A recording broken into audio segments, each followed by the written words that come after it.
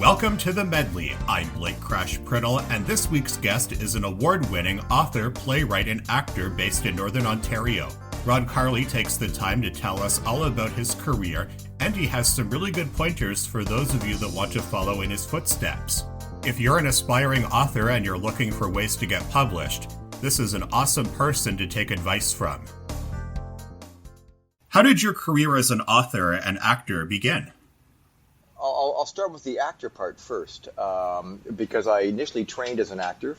I went to York University for their theater program, and while at York, I did a minor in creative writing, and I was very fortunate to study under B.P. Nichol, who was a very famous Canadian experimental poet, and we lost him he died in 1989, far too young, so a great loss to Canadian literature. I graduated at York, and while I was at York, I developed a very keen interest in working from the original folio of Shakespeare, and so I began adapting and directing a lot of Shakespearean productions. Over the years, I did a couple of years at the Stratford Festival as a resident assistant director there, and that led me into to teaching acting Shakespeare at the University of Windsor and George Brown Theatre School, and doing workshops across the province. So I was doing a lot of outreach work. And eventually that led me to North Bay, Ontario, where I started a summer repertory company called the Nipissing Stage Company, which I ran for 6 years. And then I created the Acting for Stage and Screen program at Canada College, because there was no actor training north of Toronto. And I did that for 19 years. And during that time, I was writing plays and getting funding for plays that I was doing with the Nipissing Stage Company, and then independently while I was running the college program. But in terms of becoming an author, my first novel, A Matter of Will, was published in September of 2017. But I began working on that in 2012 was when I began writing it. I had an idea for a book in my head for a while, and finally, set the time to do it. And when I finished the manuscript, I submitted it to the Humber School for Writers, and because they have a wonderful, wonderful correspondence program there. And I was assigned a mentor who then worked with me on a full draft of the novel, and that's what you do with that course. And then when I finished that, I engaged him privately to do another draft with me, edit another draft, and we had a finished manuscript. And then I began shopping it around to publishers and agents, and I got some very nice rejection letters, and then a lot of silence. And a year and a half into that, I was getting pretty frustrated, really discouraged, because there were no bites, no nibbles, really. And just at that moment, a publishing house in Sudbury called Latitude 46 Publishing, who I'd sent, I think, the first 5 chapters to, got back to me and wanted to read the manuscript, so I sent it to them, and they got back to me a month later saying they wanted to publish it. So that's how it started for me, Blake, and then we published A Matter of Will in the fall of 2017, and then my second novel, Kinmount, was published in the fall of 2020, right in the middle of the pandemic. So that was the online virtual. With that book, everything, book clubs and literary festivals, everything went online. And then my third major work, my collection of short stories, Grin Reaping, came out a year ago, June. So that's sort of the journey in a nutshell. A lot of authors have their own unique style of writing and their own unique work. Like, for instance, Stephen King is known for his horror genre, and Louis L'Amour is known for westerns. What makes your book stand out?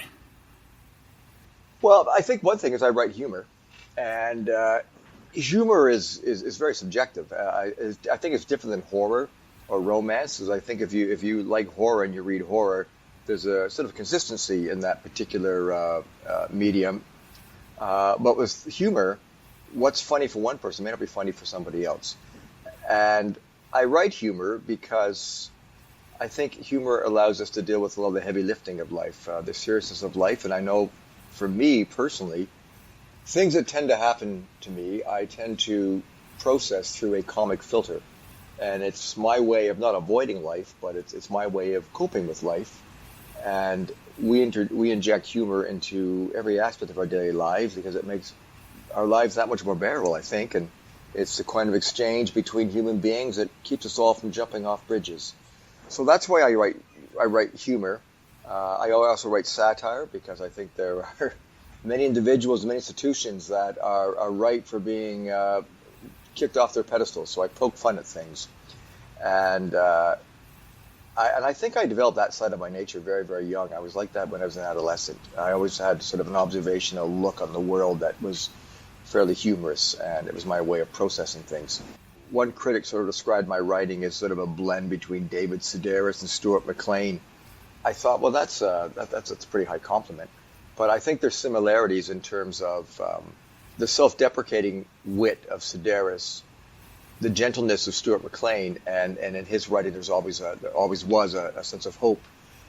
And those two writers' gifts and strengths, I think, are true in my writing. My work always ends at a level of hope because I subscribe to it. But I use humor as my way to guide the reader along and deal with serious topics. And I create characters that can say things that I necessarily can't say.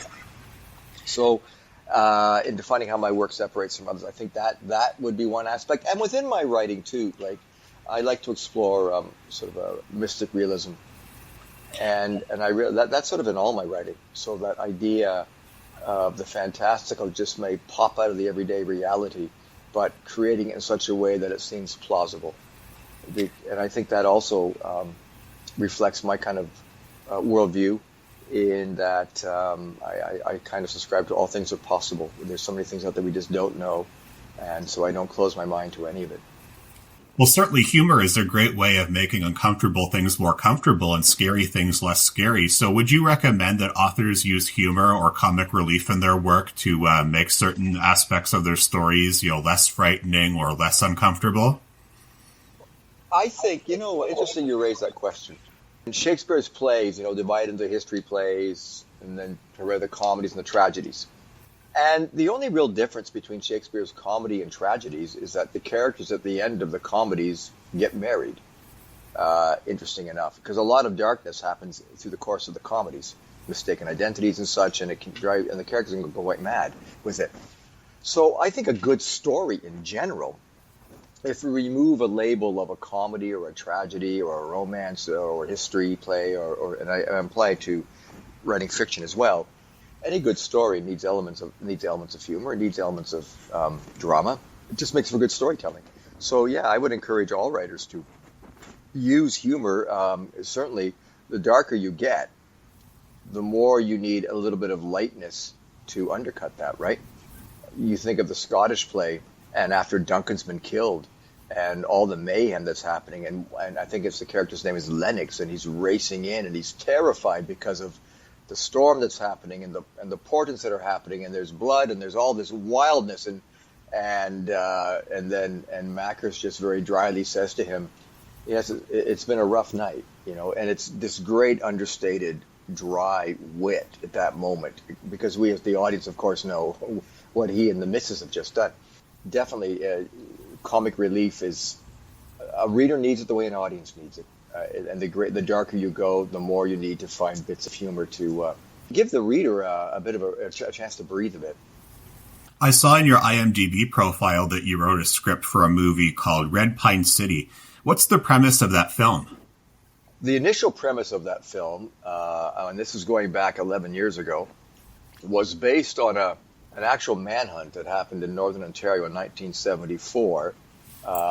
Based on a man named Donald Kelly, who escaped from the North Bay jail.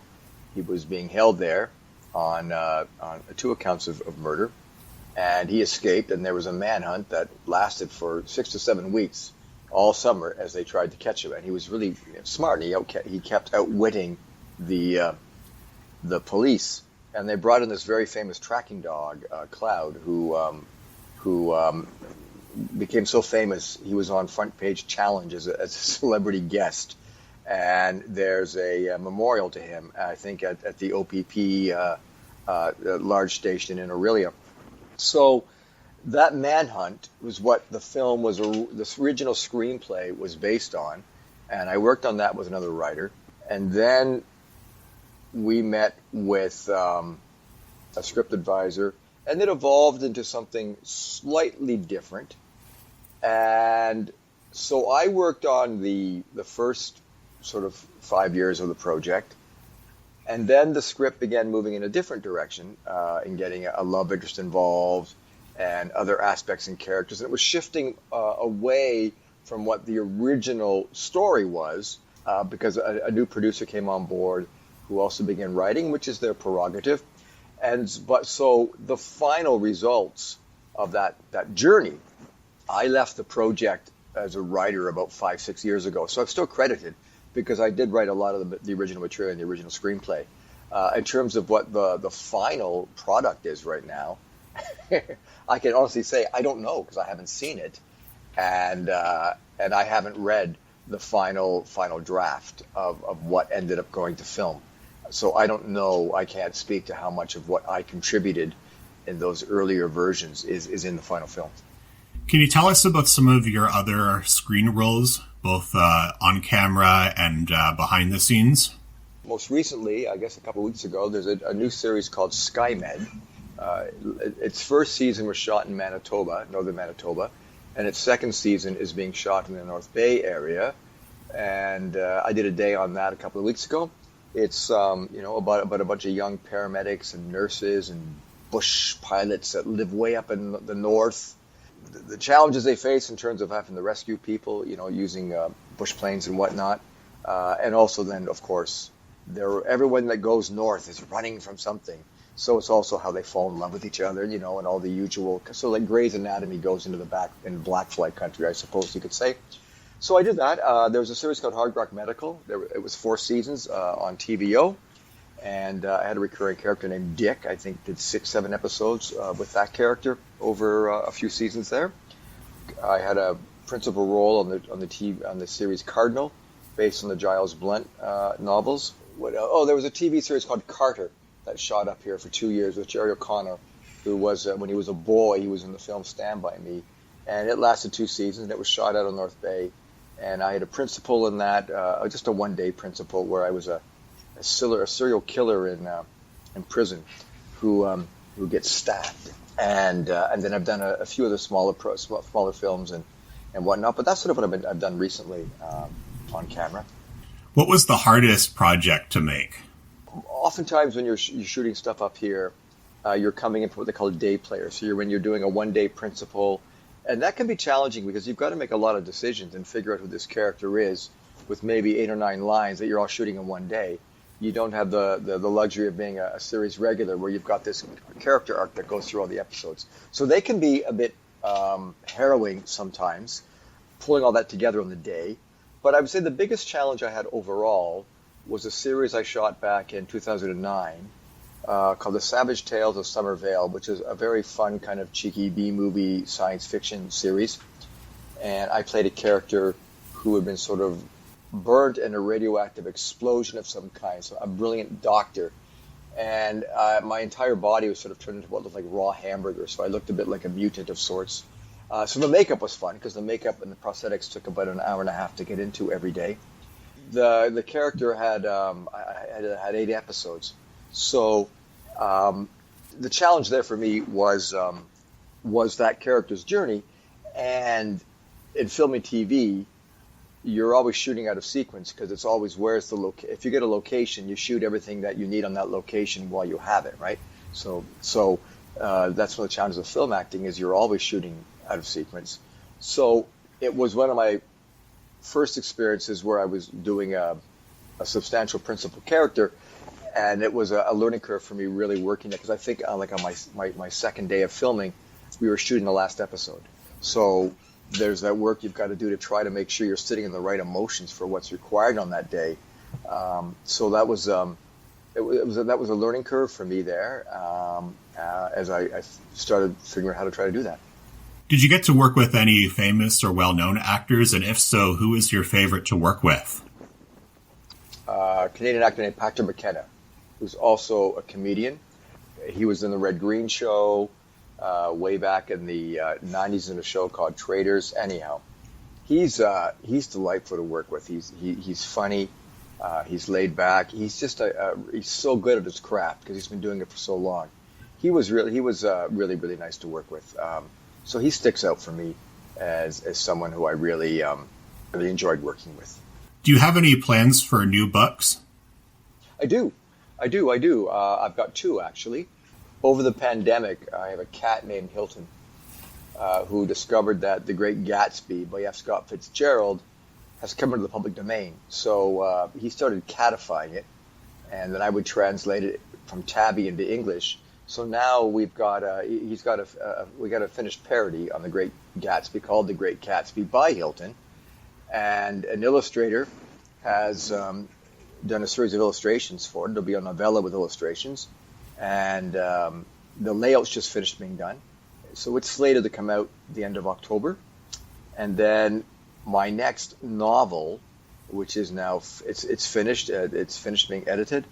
It's moving into the advanced review stages and getting individuals to read it and write short reviews to go in the book.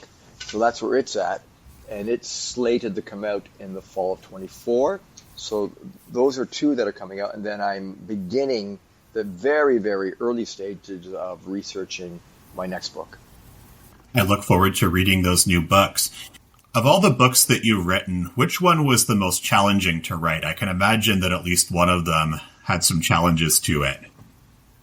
Well, you know what, Blake? It'd be my first one because it was new, and I maybe this is true of a lot of writers. I think it might be, but when you write your first book, somehow you get it in your head that it's got to have everything in it because it's got to have everything. You know, it's going to be like it's your epic, it's your masterpiece, and a good editor certainly knocks that out of your head pretty quick, and you realize tell the story, and just tell the one story. And I think and then my first book, initially, I was juggling a few too many balls, and once I got rid of a few, then everything began to flow and connect together and do what it had to do. So it was most difficult simply by because it was my first. A lot of times first-time authors that struggle to get noticed by publishers or get accepted by publishers will turn to self-publishing. What are your views on self-publishing? Is it something that you would recommend? Well, that's a good question. And I did a workshop, actually, last October with another author, Terry Fallis, and we did a workshop on getting published. And we did address self-publishing. And like everything, there are some self-publishing entities that are legitimate, and there's some that are scams, and they can take the writer with their big dreams, and they can charge them a lot of money for what they say they're doing, and all the writer ends up with is a carton of books, and I despise those vanity presses, as we call them. I have a few author friends that have self-published, and they made sure that they worked with they hired because where sometimes self-publishing can fall down is if the writers don't get their work edited because they just want to get it out there. So their work was edited really really really well, and the book cover was designed well, and they were able to sell it through Amazon. How can people keep up to date with you and your projects? Well, I have a website. It's simply rodcarley.ca. All the information is there in terms of how to reach me by email, Twitter, Facebook, Instagram. I'm regularly posting on Facebook and Instagram connected to my writing, and not just my writing, but I support other authors as well, and what's happening in the literary community, and what's happening in terms of especially Canadian fiction, what's going on. So that's probably the easiest way to stay up with me. Yeah, be well and well read. We hope you've enjoyed this week's interview with Rod Carley, author, playwright, and actor. If you'd like to learn more about Rod Carley, visit his website, rodcarley.ca. Until next time, remember, here at The Medley, we're all kinds of different.